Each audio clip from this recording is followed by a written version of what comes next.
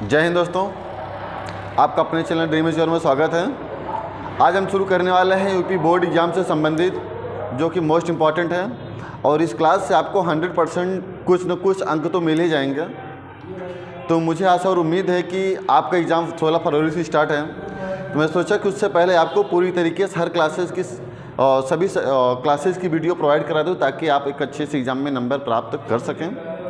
तो चलिए इसके साथ हम शुरू करते हैं डायरेक्ट इनडायरेक्ट का दूसरा सेशन। इसको हम नाम देंगे वन साइड। इस वन साइड में पूरा डायरेक्ट एंड इनडायरेक्ट स्पीच समाप्त हो जाएगा, बिना किसी सेंटेंस को ज़्यादा तरीके से पढ़े। केवल एक कंसेप्ट पर हम देखेंगे। देखिए, पहला हमारा सेंटेंस होगा जैसे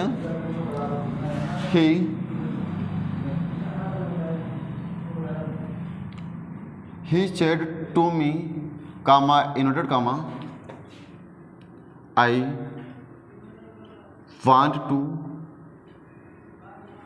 talk to you।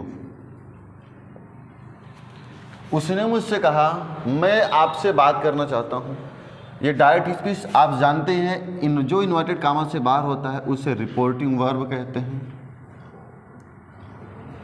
और जो इन्वर्टेड कामा के अंदर होता है उसे रिपोर्टेड स्पीच कहते हैं। उसे रिपोर्टेड स्पीच कहते हैं। पहले चीज़ों को ध्यान से समझेंगे तभी हम कर पाएंगे, नहीं तो नहीं हो पाएगा।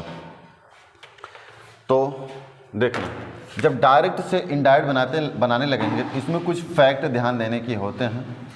ये सेड टू है, यदि ये पास्ट में है तो रिपोर्टेड स्पीच का टेंस भी पास्ट में परिवर्तन होगा। ओके, तो पहला सेड टू है। यदि यहाँ पर ये सेंटेंस सेड टू का यानी सिंपल है, यहाँ पर फुल स्टॉप है, तो सेड या सेड टू को टोल्ड में बदल देंगे। He told me. अब इस कामा और इन्वर्टेड कामा को हटा करके कंजक्शन के रूप में जोड़ने के लिए दैट का यूज करेंगे, दैट। फिर इसके बाद आई, यहाँ पर ध्यान देंगे आई फर्स्ट पर्सन है। फर्स्ट पर्सन किसके अनुसार बदलता है? ये सब्जेक्ट होता है। आप यहाँ पर ध्यान देंगे कि यस, मैं पिछली वीडियो में बताया था कि यस सन बटा 123। वन का मतलब होता है ये first person subject according, second person object और थर्ड पर्सन नो चेंज। अब ये जो होता है ये रिपोर्टेड स्पीच होता है। ये रिपोर्टेड स्पीच का हिस्सा होता है और ये सन रिपोर्टिंग वर्ब का हिस्सा होता है। अर्थात इसका मतलब यह होता है ये रिपोर्टेड स्पीच का सब्जेक्ट या ऑब्जेक्ट कोई भी हो, अगर वो फर्स्ट पर्सन होगा तो रिपोर्टिंग वर्ब के सब्जेक्ट के अनुसार बदलेगा।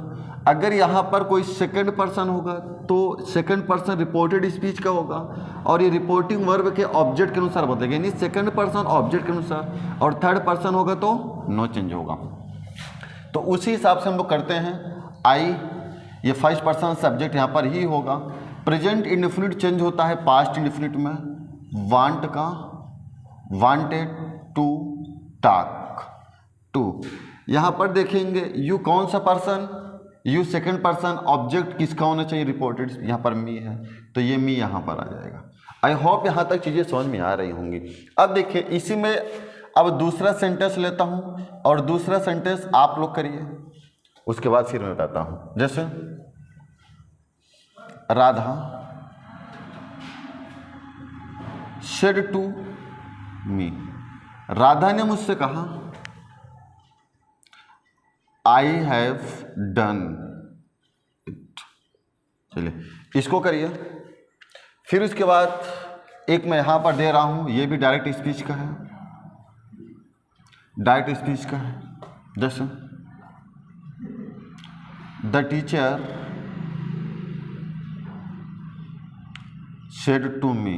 अध्यापक ने मुझसे कहा, और क्या कहा कि अध्यापक ने मुझसे कहा the earth moves round the sun. Inverted comma बंद। ये भी है, ये भी। आइए हम पहले इसको ध्यान देते हैं। ये हमारा इनडायरेक्ट है। इसको देखिए, सेड या सेड टू को बदलेंगे टोल्ड में।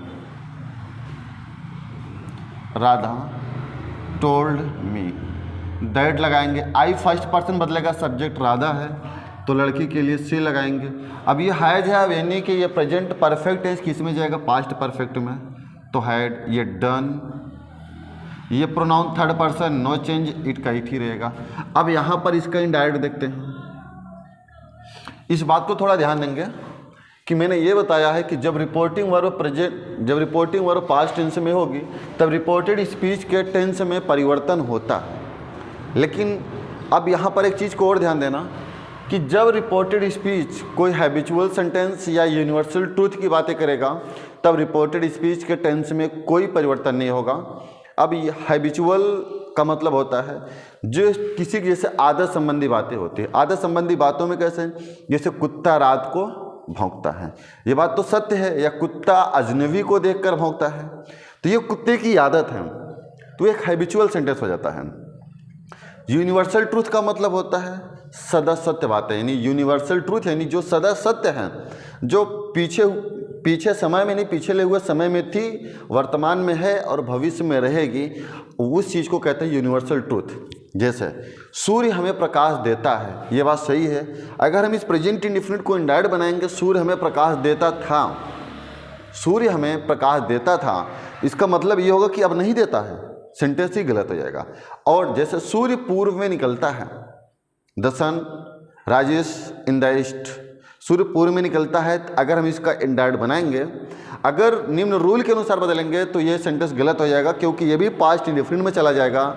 सूर्य पूर्व में निकलता था, इस सेंटेंस का मतलब ये होगा कि अब पूर्व में न निकल करके किसी अन्य दिशाओं में निकलता है, अर्थात इसलिए ये सेंटेंसेस किसी दूसरे टेंस में परिवर्तित नहीं होते हैं। जैसे there are 12 months in a year, एक वर्ष में 12 महीने होते हैं। अगर इसका हम इनडायरेक्ट बनाएंगे तो इसका अगर अकॉर्डिंग टू रूल देखेंगे तो ये हो जाएगा कि there were 12 months in a year, मतलब एक वर्ष में 12 महीने होते थे। पहले होते थे क्या, अब नहीं होते, अब भी होते हैं। तो ऐसे सेंटेंसेस को कहते हैं यूनिवर्सल ट्रूथ, और यूनिवर्सल ट्रूथ कभी चेंज नहीं होता है। तो आगे देखिए, अर्थात इसको हम सिंपल ही लिख लेंगे कि द टीचर सेड टू को बदलेंगे टोल्ड दैट। अब इसको सेम वही कॉपी कर लेंगे, आप सीधा वही उतार लेंगे। ओके, क्या यहाँ तक चीज़ें, आई होप यहाँ तक चीज़ें समझ में आ रही होंगी। देखिए अभी रुके रहना, जाना नहीं है, हम भी बहुत सारी चीज़ों का चर्चा करेंगे। अब देखो यदि सेंटेंस और कैसे आ जाता है, देखना, जैसे ही सेड टू मी, उसने मुझसे कहा, क्या कहा, do you know me, do you know me, क्या आप मुझे जानते हैं। देखना अभी चीज़ों को ध्यान समझना। पहले अभी तक मैथ्स पढ़ा रहा था, जब यहाँ पर क्या हो, फुल स्टॉप यानी कि फुल स्टॉप हो, तो ये सेंटेंस असर्टिव या सिंपल सेंटेंस होते हैं, ऐसे नॉर्मल सेंटेंसेस।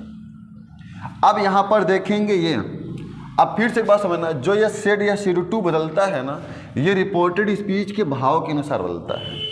आपको ध्यान देना है, जो सेड या सेड टू बदलता है ये रिपोर्टेड स्पीच के भाव के अनुसार बदलता है। जैसे रिपोर्टेड स्पीच का भाव क्या कहता है, क्या आप मुझे जानते हो, इसका मतलब यह होगा कि वो आपसे प्रश्न पूछ रहा है। तो पूछने में क्या होता है, दो चीज़ यूज होती हैं, या तो इंक्वायरी या तो आस्क होता है। तो यहाँ पर सेड टू के स्थान पर इंक्वायर्ड ऑफ या आस्क्ड लगा सकते हैं आप। ओके, इसको ध्यान देना। हम कंसेप्ट पर चर्चा करेंगे, कब लगाएंगे, जब यहाँ पर क्वेश्चन मार्क होगा, सीधा सीधा यहाँ पर क्वेश्चन मार्क होगा। तो सेड हो या सेड टू हो, आपको क्या लगाना है, इंडायरेक्ट बनाते समय आस्क्ड। ओके, फिर मी। अब ध्यान देना, जब यहाँ पर क्वेश्चन मार्क है, अब कामा और इन्वर्टेड कामा को हटा देना है। अब दैट भूल जाइए, जब हेल्पिंग वर्ब से स्टार्ट होगा यानी इंटेरोगेटिव होगा तो आपको इफ या वेदर लगाना, इफ या वेदर। देखिए कुछ लोग वेदर वाला मौसम मत समझना, तो मौसम की तरह तुम भी बदल, ठीक है ना, आगे समझ सकते हैं। तो ये वेदर की स्पेलिंग ना होकर के दूसरा वेदर है। अब इतना आपको कंजक्शन के रूप में इफ या वेदर लगा दिया। अब इसको ध्यान देना होगा। अब नेक्स्ट नियम क्या कह रहा है कि ये इंटेरोगेटिव सेंटेंस को पहले सिंपल में बनाओ, सिंपल में चेंज करके निम्न असर्टिव सेंटेंस के रूल के अनुसार चेंज कर लिया जाएगा। इसका मतलब ये होगा, ये जो इंटेरोगेटिव है ना, इनडायरेक्ट बनेगा तो पहले नंबर तो ये सिंपल आएगा, और सिंपल आएगा, ये प्रेजेंट इंडेफिनिट है, जाएगा पास्ट इंडेफिनिट में। तो यू सेकंड पर्सन है ऑब्जेक्ट के अकॉर्डिंग, ऑब्जेक्ट कहाँ पर मी है, तो यहाँ पर क्या हो जाएगा आई। अब यहाँ पर पास्ट इंडेफिनिट में नो का सेकंड फॉर्म न्यू हो जाएगा। फिर मी फर्स्ट पर्सन किसके अकॉर्डिंग, सब्जेक्ट, सब्जेक्ट यहाँ पर क्या है ही, तो यहाँ पर हो जाएगा ही। आई होप यहाँ तक चीज़ें समझ में आई होंगी। अब मैं एक और उदाहरण लेता हूँ और उसे भी समझने का प्रयास करता हूँ। आपका ये डायरेक्ट है, जैसे अभी सेड कामा इनवर्टेड कामा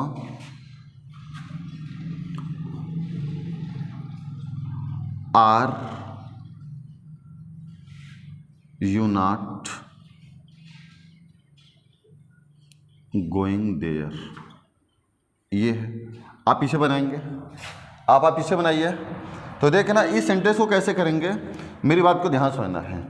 इसको हम दो तरीके से कर सकते हैं। पहला तो क्या है, देखना अभी सेड को स्थान पर आस्क्ड का यूज करेंगे और इफ़ या वेदर इफ़ लगा देंगे। फिर उसके बाद यू सेकंड पर्सन ऑब्जेक्ट के अनुसार बदलेगा, लेकिन इसमें ऑब्जेक्ट नहीं है तो आप नहीं बदलेंगे, तो यू लगाएंगे।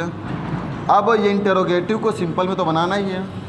अब ये प्रेजेंट कंटिन्यूअस है, किस में जाएगा, पास्ट कंटिन्यूअस में, तो यू का यानी कि पास्ट में जाएगा वर।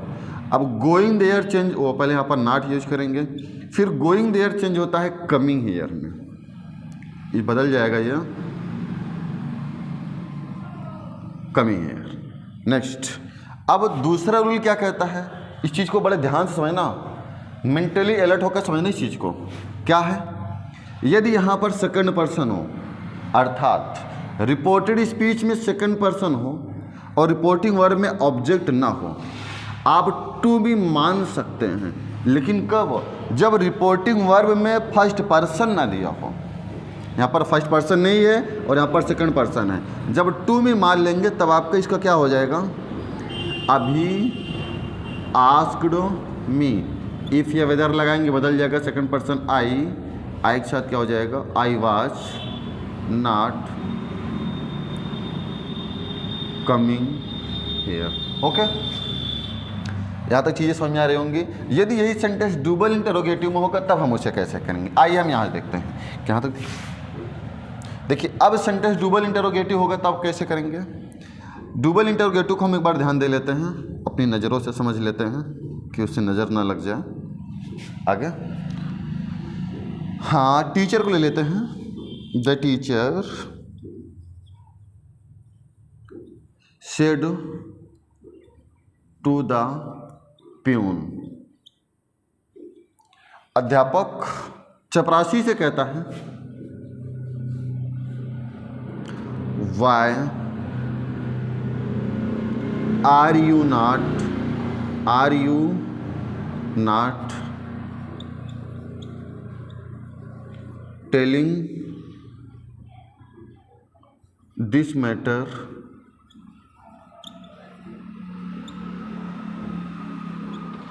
To me. ओके, ये थोड़ा बड़ा हो गया मेरे ख्याल से, कोई दिक्कत नहीं है। आप तो आता है ये 2-3 सेंटेंस के नहीं 2-3 फ्रेज के भी आते हैं, अभी मैं छोटा ही लिया हूँ, कोई दिक्कत नहीं है। अब देखो जैसे ही डायरेक्ट बनाएंगे इसका क्या हो जाएगा, मैंने क्या बताया, आप जब यहाँ पर क्वेश्चन मार्क देखिएगा तो यहाँ पर सिर टू के स्थान पर आस्क्ड या इंक्वायर्ड आप कर सकते हैं। तो यहाँ पर क्या हो जाएगा, the teacher asked the peon. आप ध्यान देंगे जब यहाँ पर देखिए, ये इंटेरोगेटिव पूरा सेंटेंस है, लेकिन ये डुअल इंटेरोगेटिव है। जब ये हेल्पिंग वर्ब से स्टार्ट होता है, जब ये रिपोर्टेड स्पीच हेल्पिंग वर्ब से स्टार्ट होता है, तो मैंने बताया है इफ़ या वेदर का यूज करना है। किसका यूज करना है, इफ़ या वेदर का। जब डबल इंटेरोगेटिव से स्टार्ट होगा तो यानी कि क्वेश्चन वर्ड से स्टार्ट होगा, तो यहाँ पर आपको इफ़ या वेदर ना लगा करके कंजक्शन के रूप में इसी क्वेश्चन वर्ड का यूज कर देंगे। तो आइए हम यहाँ पर इसको यहाँ पर वाई लगा देते हैं। अब इफ़ या वेदर यहाँ नहीं लगेगा। अब ये जो बचा, जिस इससे पहले जो हम कर रहे थे वही बचा, इसे बनाएंगे सिंपल सेंटेंस में। किस में बनाएंगे, सिंपल में। तो यू कौन सा पर्सन है, यू सेकंड पर्सन, बदलेगा ऑब्जेक्ट, ऑब्जेक्ट कहाँ पर है, ये है द प्यून। प्यून मतलब चपरासी, तो यहाँ पर इसके लिए ही यूज होगा। अब ये कौन सा टेंस है, प्रेजेंट कंटिन्यूअस है, बदलेगा किस में, पास्ट कंटिन्यूअस, तो ही के साथ वाज आएगा। नॉट टेलिंग, दिस इज, देखिए दिस किस वजह बदल जाता है दैट में, दैट मैटर टू मी। कौन सा पर्सन है मित्र? First person. फर्स्ट पर्सन क्या है? ये द टीचर, सिंगुलर नंबर है, तो ही का ऑब्जेक्ट क्या हो जाएगा? आई होप आपको यहाँ तक चीज़ें सारी समझ में आ रही होंगी। तो मैं बस करता हूँ, अब मैं अगले सेशन में क्लास लेकर आऊँगा। मुझे आशा है आपको ये क्लास समझ में आई होगी। यदि क्लास समझ में आएगी तो लाइक शेयर सब्सक्राइब जरूर करना, और साथ में कमेंट करके बताना आपको और एग्ज़ाम ओरिएंटेड और कौन सी क्लास की वीडियो चाहिए और किस सब्जेक्ट की चाहिए, किस टॉपिक की चाहिए। मेरे पास यहाँ पर सभी एक एक्सपर्ट टीचर अवेलेबल हैं। ठीक है, देखिए मैं 2 मिनट के लिए थोड़ा सा बच्चों से बात भी कर लेता हूँ कि आप मेरा सहयोग करें। ठीक है ना, आप मेरा सहयोग करें, मैं तुम्हें महान बनाऊंगा। जैसे नेता सुभाष चंद्र का नारा था, तुम मुझे खून दो मैं तुझे आज़ादी दूंगा। ठीक उसी प्रकार से तुम मुझे सपोर्ट करो, मैं तुम्हें पंख जमाऊंगा। Thank you so much.